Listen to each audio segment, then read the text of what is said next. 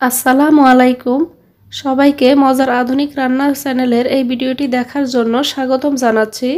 এখানে আমি শীতকালীন 12টা টিপস আপনাদের সাথে শেয়ার করব। রান্নাঘরের এই টিপসগুলো আপনাদের যদি জানা থাকে তাহলে আপনারা আপনাদের কাজগুলোকে খুব সহজভাবেই করে নিতে পারবেন। তো আজকের এই টিপসগুলো আপনাদের আশা করি অনেক উপকারে আসবে। এখানে প্রথমে আমি যে টিপসটি শেয়ার করব সেটি হচ্ছে শীতকালীন পিঠা নিয়ে। তো শীতকালে সবাই কিন্তু কম বেশি পিঠা বানায়। যদি আপনাদের এরকম ভাপা পিঠা বেঁচে যায় তো পিঠাগুলো আপনারা খাওয়ার সময় পুনরায় কিভাবে গরম করে খাবেন সেটি আপনাদের সাথে আজকে শেয়ার করব। তো চুলায় একটা পাতিল বসে তাতে আমি পানি গরম করে নিয়েছি। এর উপরে এরকম একটি স্ট্রেনার বসিয়ে তাতে আমি একটি পিঠা দিয়ে দিচ্ছি। দিয়ে ঢাকনা দিয়ে ঢেকে আমি 3 থেকে 4 মিনিট অপেক্ষা করব। এতে করে প্রথমে পিঠাটি তৈরি করলে যেরকম গরম গরম ভাপা ওঠা নরম থাকে ঠিক সেরকমই কিন্তু নতুন পিঠার মতো হয়ে যাবে। তো সবার ঘরে ওভেন থাকে না, আর ওভেনে এই পিঠাটি গরম করলে দেখা যায় উপর থেকে শক্ত হয়ে যায়। আর এভাবে যদি আপনারা পিঠাটি গরম করে নেন সেক্ষেত্রে পিঠাটি কিন্তু আর এরকম শক্ত হওয়ার চান্স থাকে না। এবার দ্বিতীয় টিপসটি শেয়ার করব। এখানে আমি বাঁধাকপি ভাজি করে নিয়েছি। যখন আপনারা যে কোনো সবজি ভাজি করে নেবেন, রান্না হয়ে গেলে চুলার আঁচটা বন্ধ করার পর কখনোই সবজিগুলো ঢাকনা দিয়ে ঢেকে দিবেন না। এতে করে যে স্টিমটা সেই স্টিমটা কিন্তু বাষ্প হয়ে এখানে সবজিগুলো কিন্তু অনেক বেশি ভিজা ভিজা করে দিবে, অনেকটা পানি ছেড়ে দিবে। সেই জন্য কখনোই সবজি রান্না করার পর ঢাকনা দিয়ে ঢেকে দিবেন না। 10 থেকে 12 মিনিট অপেক্ষা করবেন, তারপর আপনারা ঢাকনা দিয়ে ঢেকে দিবেন। এবার তৃতীয় টিপসটি শেয়ার করব। তো বাংলাদেশে যেহেতু এখন শীতকাল, তো শীতের কাজগুলো গৃহিণীরা সহজ করার জন্য এরকম আপনারা বড় সাইজের প্লাস্টিকের গ্লোভস রাখতে পারেন। এতে করে আপনারা সকালবেলা কিংবা দিনের বেলা যখন দোয়ার কাজ করবেন তখন কিন্তু আপনাদের হাতে ঠান্ডা লাগার চান্সটা কম থাকবে।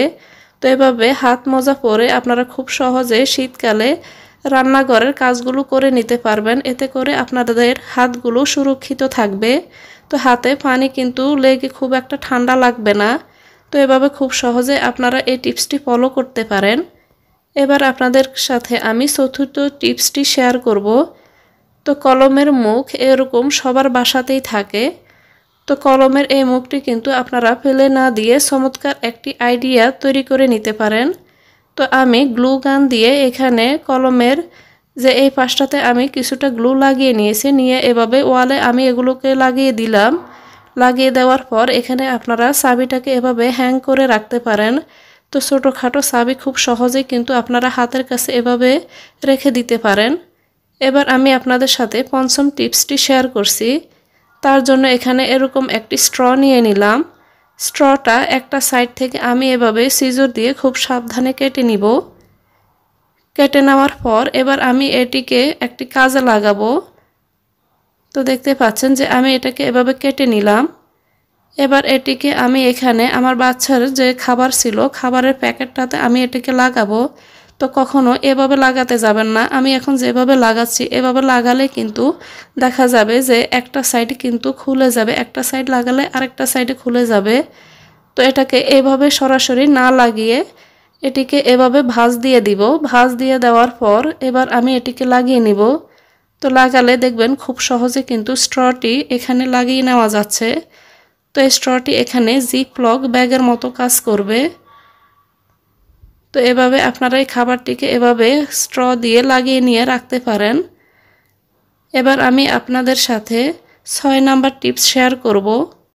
তো এখানে আমি মসুরের ডাল নিয়েছি। যেই ব্যাগে করে মসুর ডালটা কিনে আনে সেই ব্যাগেই কিন্তু আপনারা চাইলে মসুরের ডাল রেখে খুব সহজেই কিন্তু ঢেলে খাওয়ার মতো ব্যবস্থা করে নিতে পারবেন। তার জন্য এখানে বোতলের যে উপরের সাইড সেটা আমি এভাবে কেটে নিয়েছি। কেটে এভাবে বোতলের মুখটায় এভাবে আমি প্লাস্টিকটাকে এভাবে ঢুকিয়ে নিয়ে এভাবে বের করে উপর থেকে আমি বোতলের মুখ দিয়ে আটকে নিব। তো এভাবে কিন্তু আপনারা খুব সহজে কিন্তু যখন চান তখনই কিন্তু ডালগুলোকে ঢেলে নিতে পারবেন। এবার আমি আপনাদের সাথে 7 নাম্বার টিপস শেয়ার করব। তো গার্বেজ ব্যাগ রাখার জন্য আপনারা এখানে বোতলের যে নিচের সাইডটা সেটাকে এভাবে ব্যবহার করতে পারেন। এতে করে গার্বেজ ব্যাগ একই জায়গার মধ্যে কিন্তু এভাবে ফোল্ড অবস্থায় থাকবে। এবার আপনাদের সাথে 8 নাম্বার টিপস শেয়ার করব। তার জন্য আমি এখানে বোতলের একটা মুখ কেটে নিয়েছি। তো মুখটাকে আমি খুব বেশি লম্বা করে না কেটে এতটুকু মুখ করে কেটে নিয়েছি।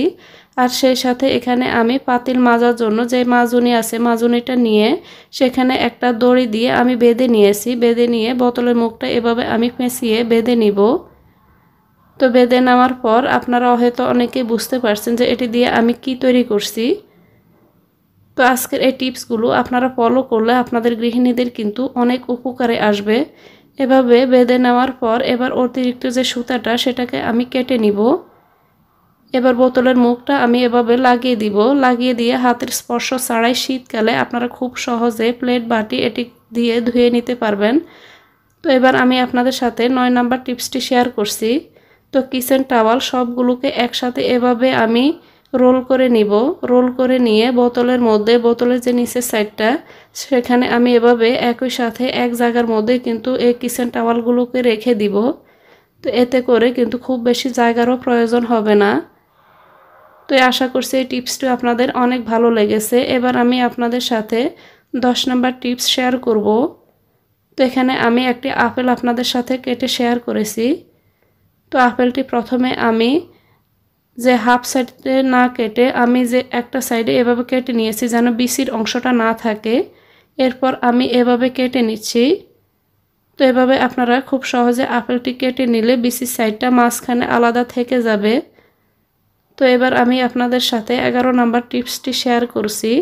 এখানে আমি কাঁচামরিচ নিয়েছি। কাঁচামরিচগুলো এভাবে কিন্তু প্লাস্টিকে যদি আপনারা রেখে দেন বাজার থেকে যেভাবে কিনে আনেন সেক্ষেত্রে মরিচের বোটাগুলো পচে কিন্তু মরিচগুলোতেও পচন ধরে। তো আপনারা যদি এভাবে মরিচের বোটাগুলো সবগুলোকে ফেলে দিয়ে আমি যেভাবে সংরক্ষণ করছি সেভাবে যদি আপনারা নর্মাল ফ্রিজে রেখে দেন তাহলে কিন্তু খুব সহজে কিন্তু মরিচগুলো পচে যাবে না। তো আমি মরিচগুলোকে বোটা ফেলে ভালোভাবে ধুয়ে পানি ঝরিয়ে নিয়েছি। এবার অতিরিক্ত ভালো করে পানিটাকে মুছে নেওয়ার জন্য আমি এখানে একটি টিস্যু পেপার দিয়ে মরিচগুলোকে মুছে নিব। আপনারা চাইলে পাতলা সুতির কাপড় দিয়েও কিন্তু মরিচগুলোকে এভাবে মুছে নিতে পারেন। তো আমি একটি টিস্যু পেপার দিয়ে মরিচগুলোকে মুছে নিচ্ছি। তো মুছে নেওয়ার পর এবার আমি এরকম একটি বক্স নিয়ে নিব। তো এরকম একটি বক্সে আমি এবার মরিচগুলোকে নিয়ে নিচ্ছি। নিয়ে এবার আমি এগুলোকে ঢাকনা দিয়ে ঢেকে নর্মাল ফ্রিজে রেখে দিব। এতে করে মরিচগুলো কিন্তু খুব সহজে আর নষ্ট হয়ে যাবে না। এবার আপনাদের সাথে আমি 12 নাম্বার টিপসটি শেয়ার করছি।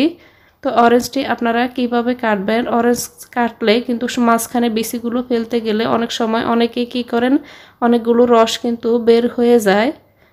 তো আপনারা এভাবে যদি অরেঞ্জ কেটে নেন তাহলে কিন্তু আপনাদের অরেঞ্জের মধ্যে খুব জোরে চাপ দিতে হয় না এবং অরেঞ্জ থেকে কিন্তু রসও গড়িয়ে পড়ে না। খুব সহজে আপনারা এভাবে অরেঞ্জটি কেটে নিতে পারবেন। আজকের এই 12টি কিচেন টিপসের মধ্যে কোন টিপসটি আপনাদের সবচাইতে বেশি ভালো লেগেছে সেটি আমাকে কমেন্ট করে জানাতে পারেন।